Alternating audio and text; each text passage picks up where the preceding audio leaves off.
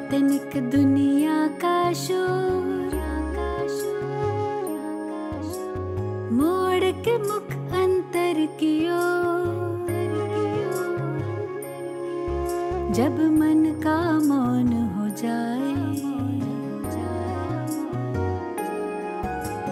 छोड़ तनिक दुनिया का शोर, मोड़ के मुख अंतर की ओर।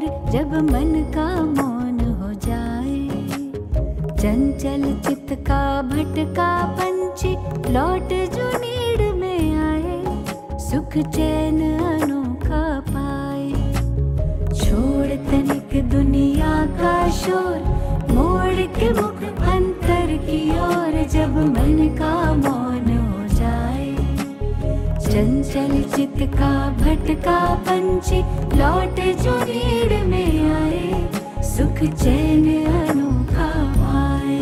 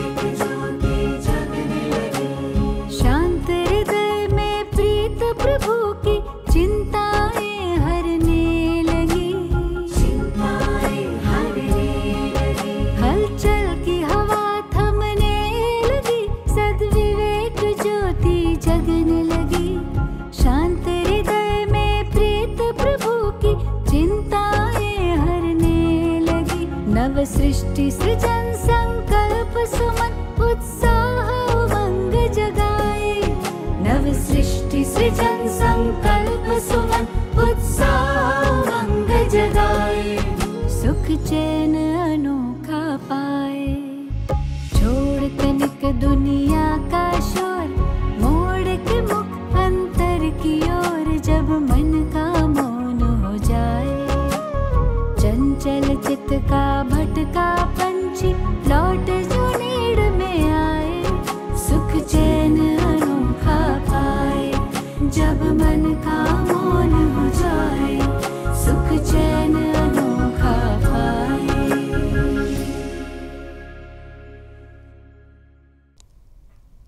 ओम शांति।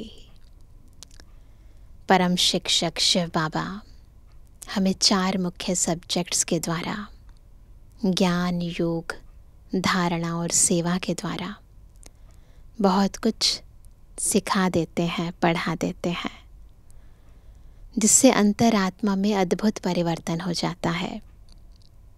और ईश्वरीय ज्ञान, याद की शक्ति से जितना धारण होता है, उतना मनसा वाचा कर्मणा सेवाएं स्वतः होने लगती हैं। परंतु कौन सी वो विशेष धारणाएं हैं जो हमारे जब कर्मों में आती हैं तो न केवल हमारे अंतर को परिवर्तन करती हैं अपितु हमारे द्वारा अन्य आत्माओं के जीवन को भी बदल देती हैं। आज की मुरली इन धारणाओं के आधार पर ही है। बहुत ही गहराई से आत्मिक स्थिति में स्थित होकर सुनते हैं बाबा के मधुर महावाक्य। आज है 7 तारीख 7 अप्रैल 2025। बाबा के महावाक्य हैं, मीठे बच्चे, सबसे अच्छा दैवी गुण है शांत रहना, अधिक आवाज़ में न आना, मीठा बोलना। तुम बच्चे अभी टॉकी से मूवी से साइलेंस में जाते हो, इसलिए अधिक आवाज़ में न आओ। प्रश्न है, किस मुख्य धारणा के आधार से सर्वदैवी गुण स्वतः आते जाएंगे?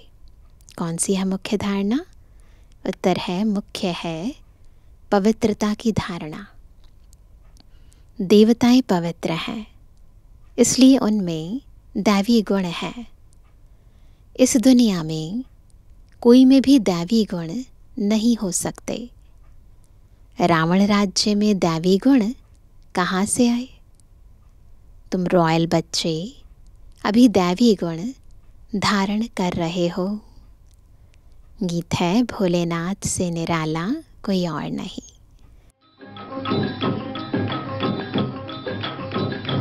भोलेनाथ से निराला, गौरीनाथ से निराला कोई और नहीं। ओ भोलेनाथ से निराला, गौरीनाथ से निराला कोई और नहीं। ऐसा बिगड़ी बनाने वाला कोई और नहीं। भोलेनाथ से निराला, गौरीनाथ से निराला कोई और नहीं। ओ भोलेनाथ से निराला, गौरीनाथ से निराला कोई और नहीं। ओम शांति। अभी बच्चे समझते हैं कि बिगड़ी को बनाने वाला एक ही है। भक्ति मार्ग में अनेकों के पास जाते हैं, कितनी तीर्थ यात्राएं आदि करते हैं। बिगड़ी को बनाने वाला, पतितों को पावन बनाने वाला तो एक ही है। सद्गतिदाता, गाइड, लिबरेटर भी वह एक है। अब गायन है, परंतु अनेक मनुष्य, अनेक धर्म, मठ, पंथ, शास्त्र होने कारण अनेक रास्ते ढूंढते रहते हैं। सुख और शांति के लिए सत्संगों में जाते हैं ना। जो नहीं जाते वह मायावी मस्ती में ही मस्त रहते हैं। यह भी तुम बच्चे जानते हो कि अभी कलयुग का अंत है। मनुष्य यह नहीं जानते कि सतयुग कब होता है, अभी क्या है। यह तो कोई बच्चा भी समझ सकता है। नई दुनिया में सुख, पुरानी दुनिया में ज़रूर दुख होता है। इस पुरानी दुनिया में अनेक मनुष्य हैं, अनेक धर्म है। तुम कोई को भी समझा सकते हो। यह है कलयुग। सतयुग पास्ट हो गया है। वहाँ एक ही आदि सनातन देवी देवता धर्म था और कोई धर्म नहीं था। बाबा ने बहुत बार समझाया है, फिर भी समझाते हैं। जो आए उनको नई दुनिया और पुरानी दुनिया का फ़र्क दिखाना चाहिए। भल वह क्या भी कहे। कोई 10,000 वर्ष आयु कहते हैं, कोई 30,000 वर्ष आयु कहते हैं। अनेक मतें हैं ना। अब उन्हों के पास तो है ही शास्त्रों की मत। अनेक शास्त्र, अनेक मत। मनुष्यों की मत है ना। शास्त्र भी लिखते तो मनुष्य है ना। देवताएं कोई शास्त्र नहीं लिखते, सतयुग में देवी देवता धर्म होता है, उन्हों को मनुष्य भी नहीं कहा जा सकता। तो जब कोई मित्र संबंधी आदि मिलते हैं तो उनको बैठ यह सुनाना चाहिए। विचार की बात है, नई दुनिया में कितने थोड़े मनुष्य होते हैं, पुरानी दुनिया में कितनी वृद्धि होती है। सतयुग में सिर्फ एक देवता धर्म था, मनुष्य भी थोड़े थे। दैवी गुण होते ही हैं देवताओं में, मनुष्य में नहीं होते हैं। तब तो मनुष्य जाकर देवताओं के आगे नमस्ते करते हैं ना। क्यों करते हैं? क्योंकि उनमें दैवी गुण है और विशेष पवित्रता। देवताओं की महिमा गाते हैं, जानते हैं वह स्वर्गवासी हैं, हम नरकवासी कलयुगवासी हैं। मनुष्य में दैवी गुण हो ना सके। कोई कहे फलाने में बहुत अच्छे दैवी गुण हैं, बोलो नहीं, दैवी गुण होते ही है देवताओं में, क्योंकि वह पवित्र है। तो दिव्य गुणों का आधार क्या है? ये धारणा होती किस आधार पर है? पवित्रता के आधार पर। यहाँ पवित्र न होने कारण कोई में दैवी गुण हो ना सके, क्योंकि आसुरी रावण राज्य है ना। नए झाड़ में दैवी गुण वाले देवताएं रहते हैं, फिर झाड़ पुराना होता है। रावण राज्य में दैवी गुण वाले हो ना सके। सतयुग में आदि सनातन देवी देवताओं का प्रवृत्ति मार्ग था। प्रवृत्ति मार्ग वालों की ही महिमा गाई हुई है। सतयुग में हम पवित्र देवी देवता थे, संन्यास मार्ग था नहीं। कितनी पॉइंट्स मिलती हैं, परंतु सभी पॉइंट्स किसकी बुद्धि में रह ना सके। पॉइंट्स भूल जाती हैं, इसलिए फेल होते हैं। क्यों हो जाते हैं फेल? पॉइंट्स भूल जाते हैं, दैवी गुण धारण नहीं करते हैं। एक ही दैवी गुण अच्छा है, जास्ती कोई से न बोलना, मीठा बोलना, बहुत थोड़ा बोलना चाहिए। क्योंकि तुम बच्चों को टॉकी से मूवी से साइलेंस में जाना है। अभ्यास अभी से करेंगे ना, तो टॉकी को बहुत कम करना चाहिए। जो बहुत थोड़ा धीरे से बोलते हैं तो समझते हैं यह रॉयल घर का है, मुख से सदैव रत्न निकले। सन्यासी अथवा कोई भी हो तो उनको नई और पुरानी दुनिया का कंट्रास्ट बताना चाहिए। सतयुग में दैवी गुण वाले देवताएं थे, वह प्रवृत्ति मार्ग था। तुम सन्यासियों का धर्म ही अलग है, फिर भी यह तो समझते हो ना, नई सृष्टि सत्व प्रधान होती है, अभी तमो प्रधान है। आत्मा तमो प्रधान होती है तो शरीर भी तमो प्रधान मिलता है। अभी है ही पतित दुनिया, सबको पतित कहेंगे। वह है पावन सत्व प्रधान दुनिया। वही नई दुनिया सो अब पुरानी होती है। इस समय सभी मनुष्य आत्माएं नास्तिक हैं, इसलिए ही हंगामे हैं। क्यों है हंगामे? नास्तिक हैं, बाबा को नहीं जानते हैं, चक्र को नहीं जानते हैं। धनी को न जानने के कारण आपस में लड़ते झगड़ते रहते हैं। रचयिता और रचना को जानने वाले को आस्तिक कहा जाता है। सन्यास धर्म वाले तो नई दुनिया को जानते ही नहीं, तो वहाँ आते ही नहीं। बाप ने समझाया है, अभी सब आत्माएं तमो प्रधान बनी हैं, फिर सभी आत्माओं को सतो प्रधान कौन बनाए? वह तो बाप ही बना सकते हैं। सतो प्रधान दुनिया में थोड़े मनुष्य होते हैं, बाकी सब मुक्ति धाम में रहते हैं।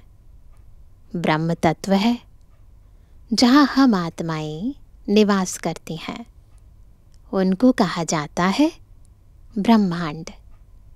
आत्मा तो अविनाशी है।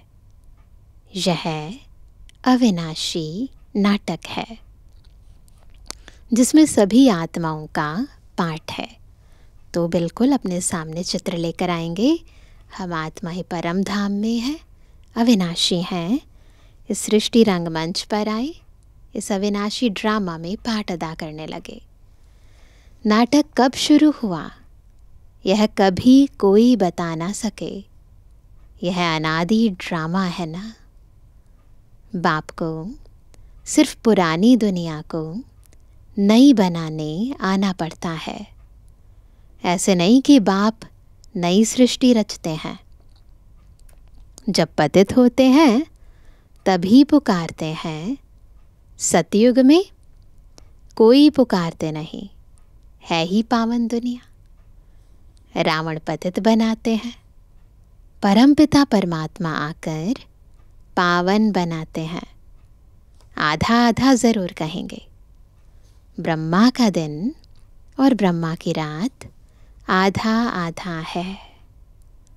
ज्ञान से दिन होता है, वहाँ अज्ञान है नहीं। भक्ति मार्ग को अंधियारा मार्ग कहा जाता है। देवताएं पुनर्जन्म लेते लेते फिर अंधियारे में आते हैं।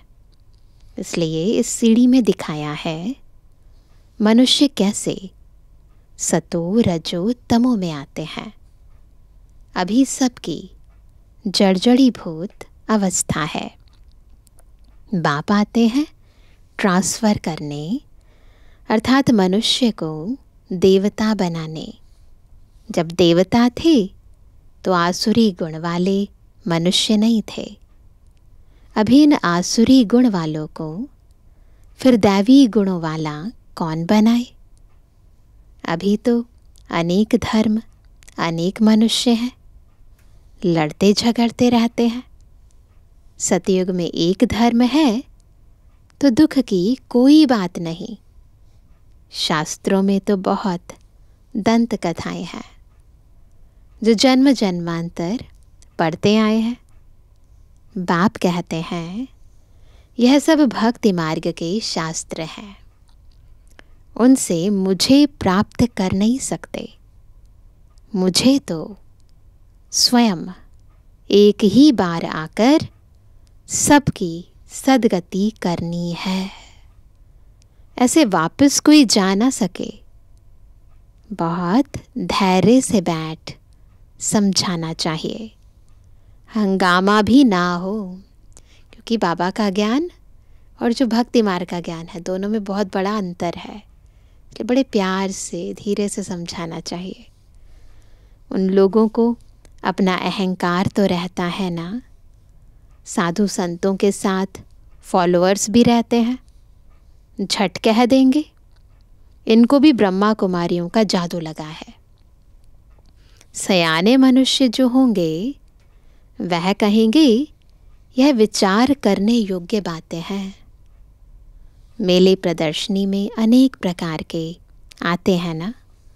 प्रदर्शनी आदि में कोई भी आए तो उसे बड़े धैर्य से समझाना चाहिए। जैसे बाबा धीरज से समझा रहे हैं।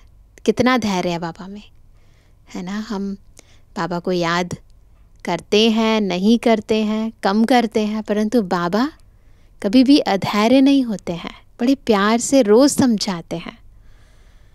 बहुत ज़ोर से बोलना नहीं चाहिए। प्रदर्शनी में तो बहुत इकट्ठे हो जाते हैं ना, फिर कह देना चाहिए।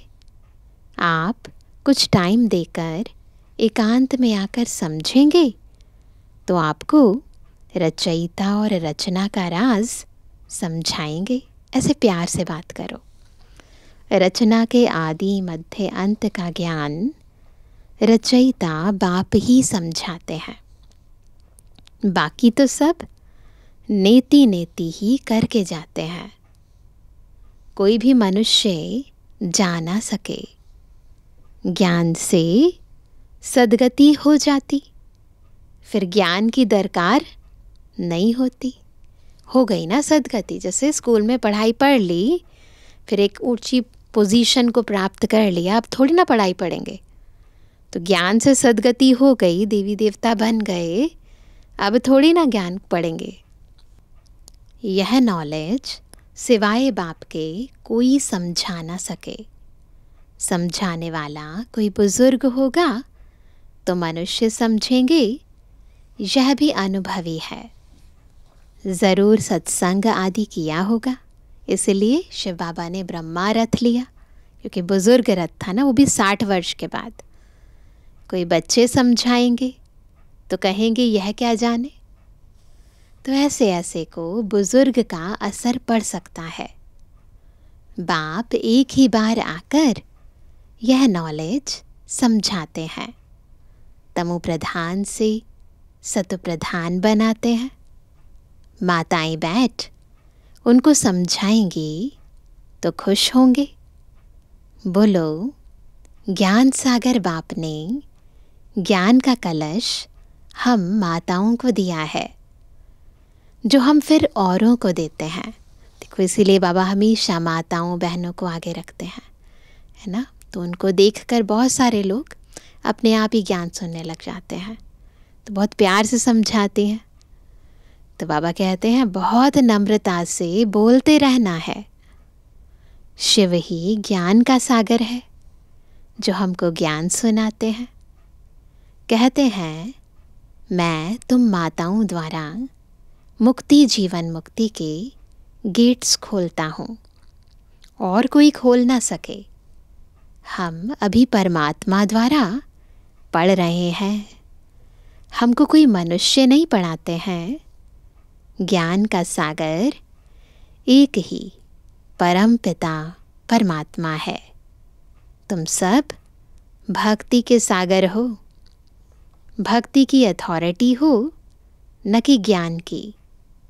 ज्ञान की अथॉरिटी एक मैं ही हूँ। महिमा भी एक की करते हैं, वही ऊंचते ऊंच है। हम उनको ही मानते हैं। वह हमको ब्रह्मा तन से पढ़ाते हैं, इसलिए ब्रह्मा कुमार कुमारियाँ गाए हुए हैं। ऐसे बहुत प्यार से समझाएंगे तो वो भी ध्यान से सुनेंगे। ऐसे बहुत मीठे रूप में बैठ समझाओ। भल कितना भी पढ़ा हुआ हो, ढेर प्रश्न करते हैं। पहले पहले तो बाप पर ही निश्चय कराना है। बाबा कई बार कहते सबसे पहले परमात्मा का परिचय दो। पहले तुम यह समझो रचता बाप है व नहीं।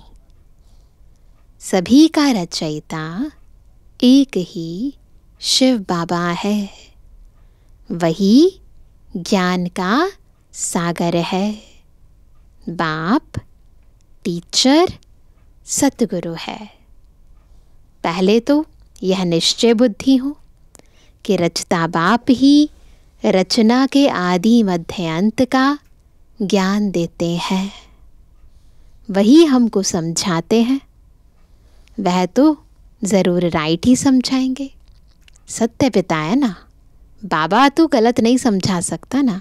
तो जब निश्चय हो जाता है कि ज्ञान सुनाने वाला कौन, तो अपने आप ही चाहे कितने भी पढ़े लिखे हों समझ जाते हैं। फिर कोई प्रश्न उठ ना सके। बाप आते ही हैं संगम पर, सिर्फ कहते हैं मुझे याद करो तो पाप भस्म हो जाए। हमारा काम ही है पतित को पावन बनाने का। अभी तमो प्रधान दुनिया है, पतित पावन बाप बगैर कोई को जीवन मुक्ति मिल ना सके। सभी गंगा स्नान करने जाते हैं, तो पतित ठहरे ना, समझना चाहिए ना। मैं तो कहता नहीं हूँ कि गंगा स्नान करो, बाबा नहीं कहते। मैं तो कहता हूँ मामेकम याद करो। ये है बाबा की श्रीमत। मैं तुम सभी आशिकों का माशूक हूँ। सभी एक माशूक को याद करते हैं। रचना का क्रिएटर एक ही बाप है।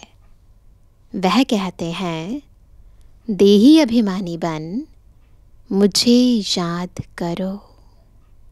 तो इस योग अग्नि से विकर्म विनाश होंगे। यह योग बाप अभी ही सिखलाते हैं, जबकि पुरानी दुनिया बदल रही है। विनाश सामने खड़ा है। अभी हम देवता बन रहे हैं। बाप कितना सहज बताते हैं। बाप के सामने भल सुनते हैं, परंतु एक रस हो नहीं सुनते। बहुत इम्पॉर्टेंट है। सामने बैठना ज़रूरी नहीं है, परंतु बैठे हैं, बुद्धि एक रस होनी चाहिए, इधर उधर भटकनी नहीं चाहिए। अब कहते बुद्धि और तरफ भागती रहती है। भक्ति में भी ऐसे होता है। तो अभी चेक करेंगे सारे, सबकी बुद्धि कहाँ है, भटक रही है या मुरली की तरफ है।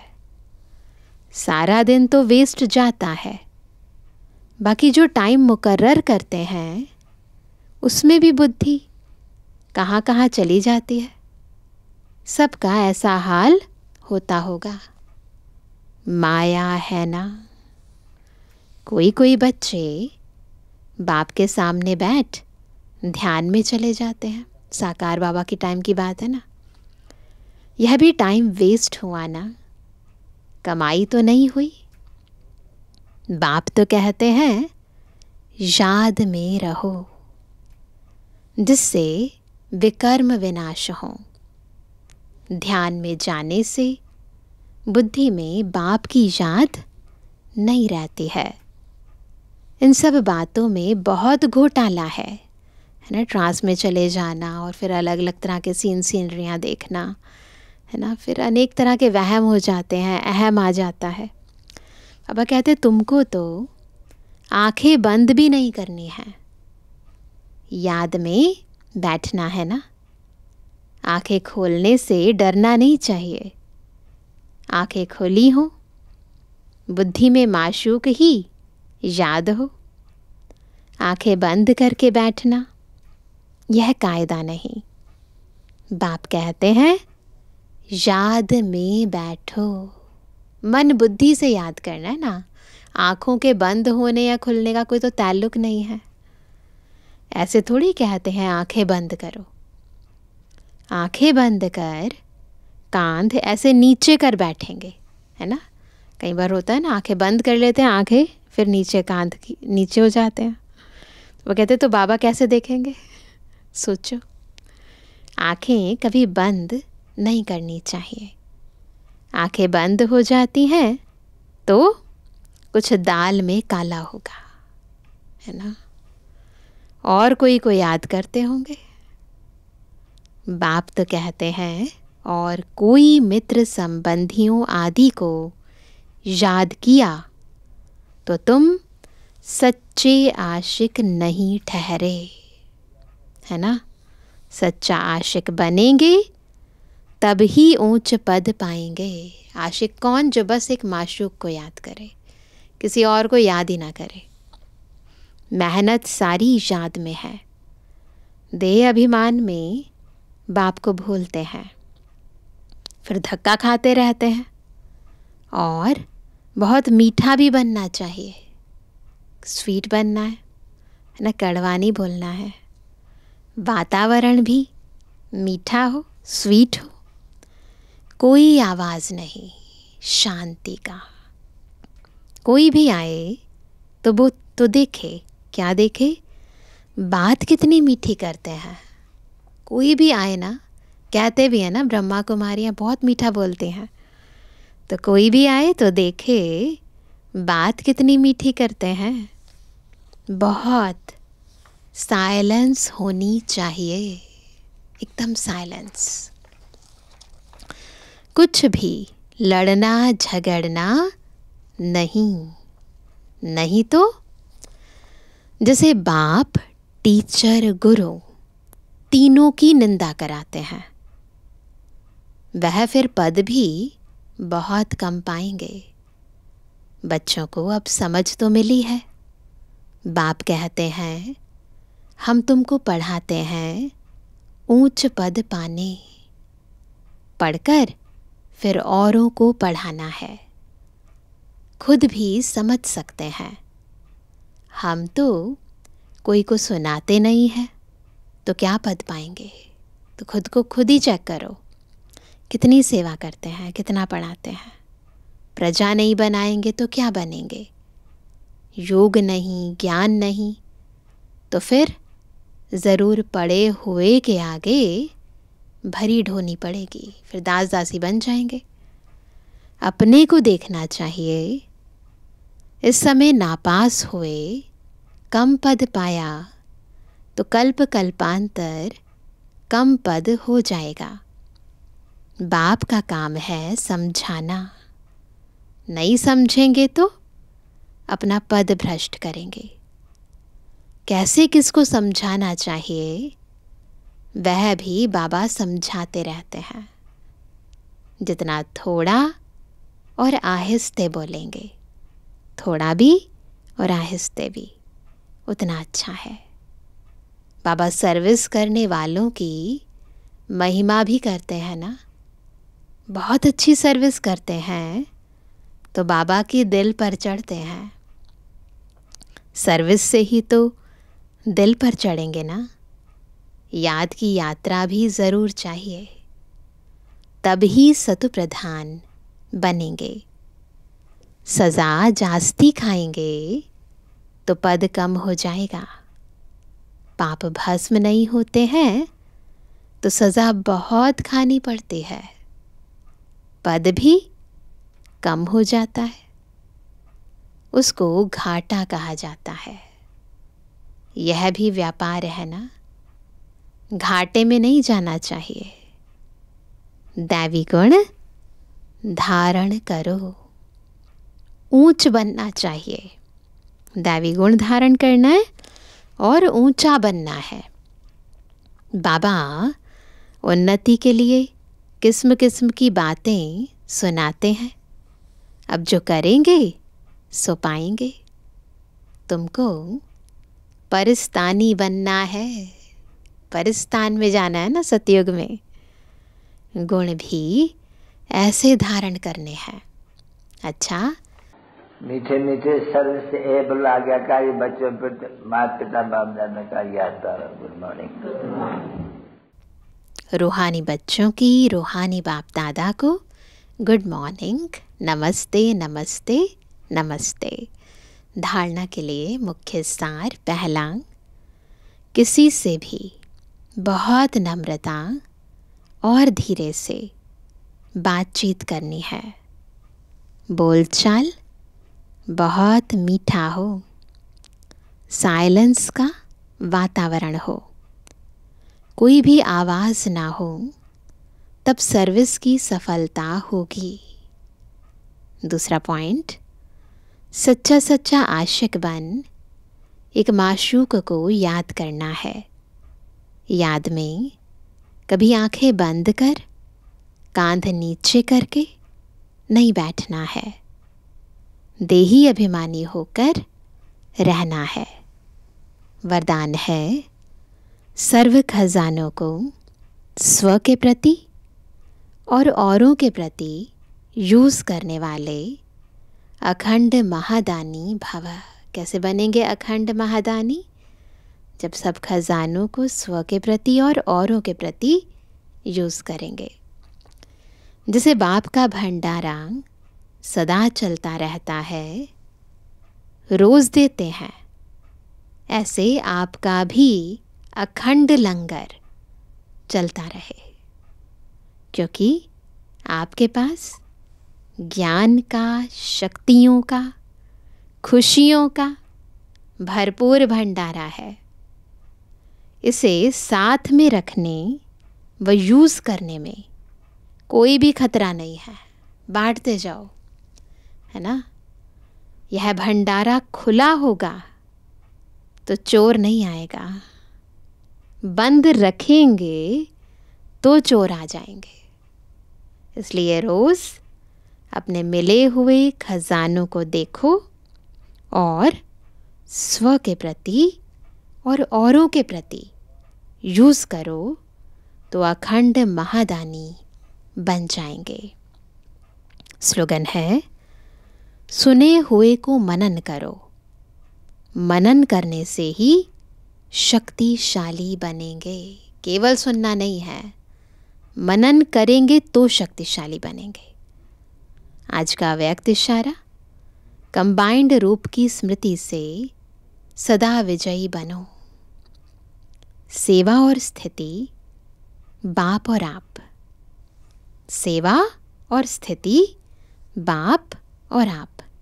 यह कंबाइंड स्थिति, कंबाइंड सेवा करो तो सदा फरिश्ते स्वरूप का अनुभव करेंगे।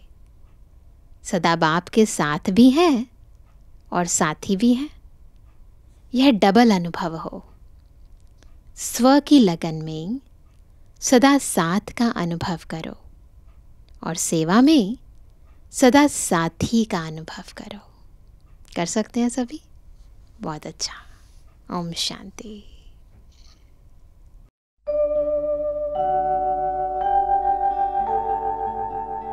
सद्गुण का धन बड़ा निराला, बाँटो बढ़ता जा, इसे कोई न लूट सके, जो कभी न फुटने पाए।